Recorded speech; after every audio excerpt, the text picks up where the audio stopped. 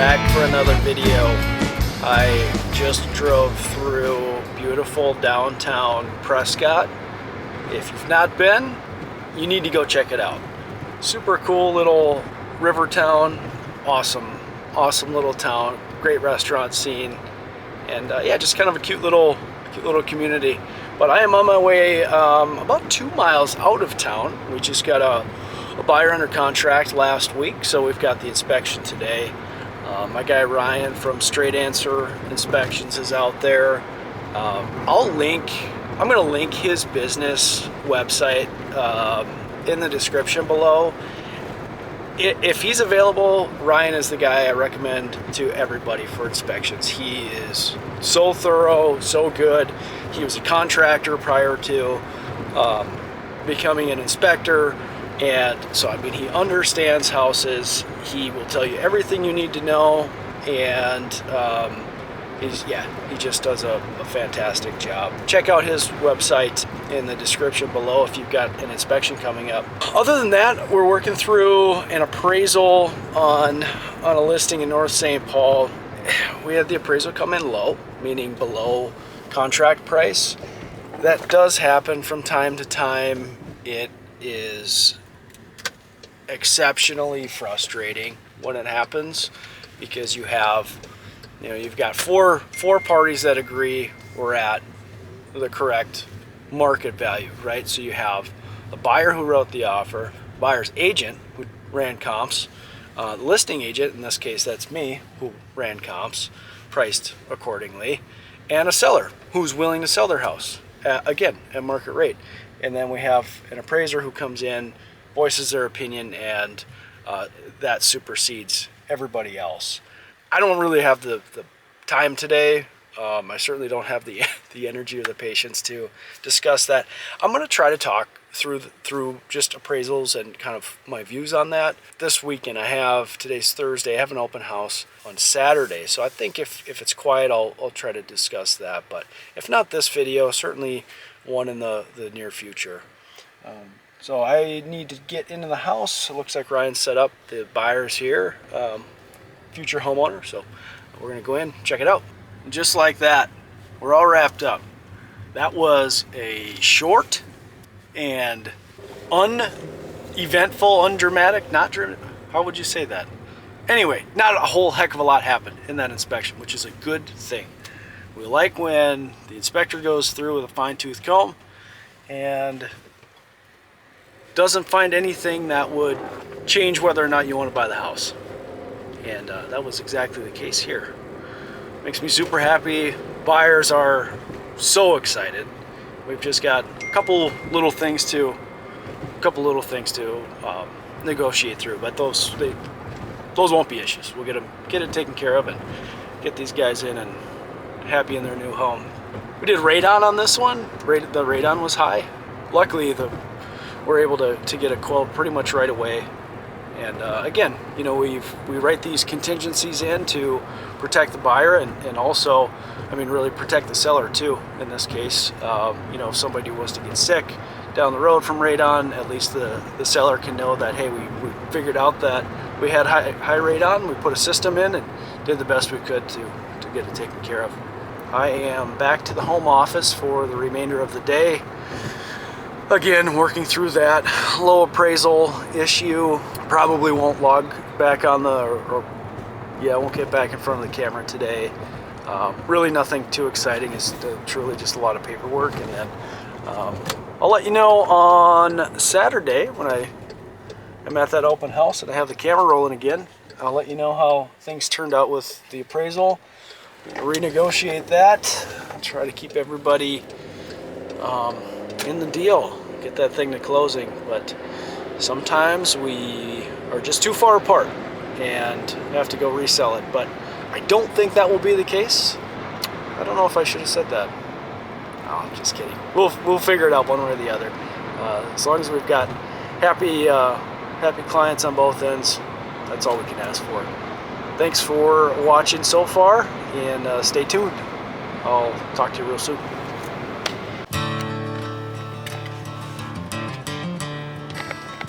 All right, workout is done for the day. Happy Friday. Today's Friday the 7th of November. My son is out of school today, so we are going to have just a fun day. We'll hang out and maybe go grab breakfast, maybe go fishing. I don't know. We'll see what he's up to, or up for rather. Talk to you soon. Hey, what's going on, guys?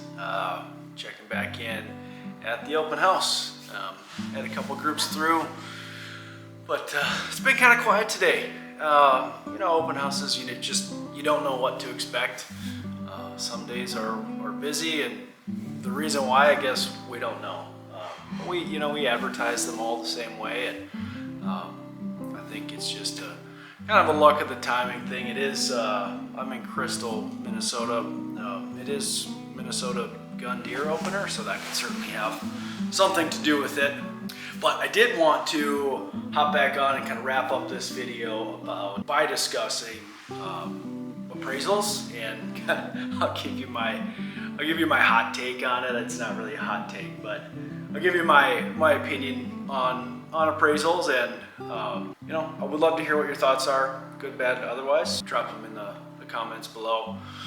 So as I mentioned earlier in the video, it's been a couple days ago now, so I think I'll pick up where I left off. But we had an appraisal come in low on a listing that I have. And for those of you who don't know, if you finance your home, so if you get a mortgage, you likely will have to have an appraisal done. Basically what that means is the bank hires an appraiser, that's a person, an appraiser, to go out and appraise the home. And really what they do is they look at comparable homes in the area, at least they should. And so it's really not all that different from a market analysis that a real estate agent would do before pricing a home and putting it on the market. I do the same thing for all my clients who are selling their house, and a lot of times for my buyers too, right? We walk through a house and we say, okay, let's look at what is sold in the neighborhood, and is this home priced accordingly?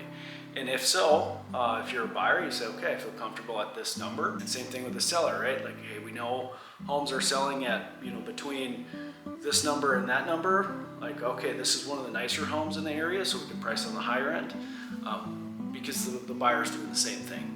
And so we have the appraiser, once we're in contract, the appraiser goes out on behalf of the buyer, sort of. They go out on behalf of the bank. But the buyer pays for it, of course. So the buyer is then charged between $800 and $1,000 roughly for that appraiser to go out and complete their analysis. And whatever the appraiser decides the home is worth, that's it. That's what the bank will finance you for. So for example, just for easy numbers here, if you have a contract in place on a house to buy a $400,000 house, and the appraiser goes out and they say, we only think it's worth $480,000. Well, then that's all the bank will give you the money for. It's $480,000. So as a seller, of course, you're like, well, what the heck? We wouldn't have gotten an offer at $500,000 if that wasn't the market value of this house. Nobody's going to write. No one's going to buy a house for more money than they think it's worth. Like, that's just silly. Nobody would do that. No buyer would do that. And then as the buyer too, you're saying, well, what in the world? We ran our comps. It said the house is worth $500,000, and now we're saying, well, we're stuck at saying it's only $480,000. It really complicates things. It's not a win for anybody in the transaction. And where my frustration lies with appraisals is probably threefold. So the first is that I think it's a ridiculous fee that's charged to a buyer. I mean, between $800 and $1,000. Let's just use $800 for an example. $800 for somebody to go out, and I'm not joking. They might be in the house for 15 minutes, maybe. A really, really thorough appraiser would be in the house for 30 minutes. They go back, they have an automated system that prints out the report. They send it to the bank, and the buyer gets charged $800. Like, that doesn't make sense to me. There is this alternative called a broker price opinion, which I really think we should move to. It's roughly $150. A real estate agent like myself, somebody licensed in that state, familiar with that area, goes out. They do the exact same thing. Okay, house is under contract for $500. We look at comps in the area. Yeah, they sell between $480 and $520. Sure, $500 seems realistic. Off we go, and at a fraction of the cost. So issue number one that I have, I just think it's a complete rip-off for buyers. Issue number two is the fact that there's no accountability for appraisers. So if as a real estate agent, if I misrepresent something, if I mislead a client, if I have do something in bad faith, if I do something incorrectly, clerically, right? With no ill intent, but it just happens, right? I'm a human being. Sometimes mistakes happen. I'm held accountable for that. I have my local association, I have my national association, and then furthermore, we have state organizations that hold us to a certain level of professionalism. So if I make a mistake, you can bet your butt I'll hear about it. In fact, I carry what's called E&O insurance, just in case there ever is a clerical mistake or something. E&O means errors and omissions, meaning, hey, I filled out a contract, I meant to write 5,000 and I wrote 500, right? Or whatever it might be, just again, a clerical issue. My E&O insurance would then kick in and take care of that, right? So, that's luckily has never happened to me, but it's there. Now, appraisers, on the other hand, at least to my knowledge, are not held responsible by anybody. In fact, if you have issue with them, because I've had this happen several times over my career where I'll challenge an appraiser, you want to talk about a defensive profession. They don't want to hear that. I mean, it is nearly impossible to change their mind. And then the third issue that I have, and this is really the biggest thing, is that there, which kind of led into just now, what the appraiser says is the final word.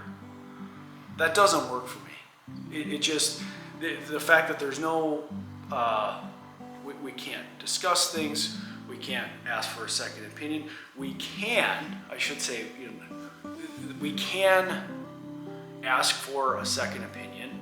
However, that costs the buyer another $800 to $1,000, or the seller, if the seller wants to challenge it. And because we have to start the process all over again, it pushes the closing date out. So really we have buyers and sellers who are kind of backed into a corner saying, well, take it or leave it. I'm not changing my report, is what an appraiser would say.